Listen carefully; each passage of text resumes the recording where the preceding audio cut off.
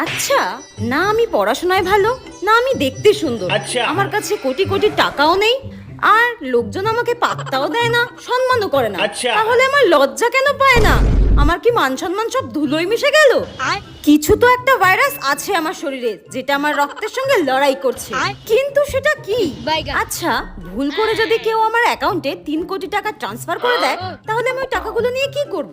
1 কোটি টাকা দিয়ে তো আমি একটা বাড়ি কিনবো, আর 1 কোটি টাকা দিয়ে আমি একটা গাড়ি কিনবো, আর বেঁচে যাওয়া 1 কোটি টাকাটা আমি ডোনেট করে দেবো। হ্যাঁ, কিন্তু তাহলে তো আমার খরচা করার জন্য 1 টাকাও থাকবে না। একটা কাজ করব, 1 লাখ টাকা ডোনেট করব, তাহলে বাকি 99 লাখ টাকা আমি আমার খরচা করতে পারবো, একদম নিজের ইচ্ছা মতো জীবনযাপন করতে পারবো। উফ, আমার তো ভাবলেই আনন্দ হচ্ছে। একবার যদি আমি বড়লোক হয়ে যাই, তখন কি আর আমি এই মাটির কাপে চা খাবো? তখন তো আমি সোনার কাপে চা খাবো। আচ্ছা। কিন্তু আমার বড়লোক হওয়ার স্বপ্ন মনে হয় স্বপ্নই থেকে যাবে। চায়ের বদলে কবে যে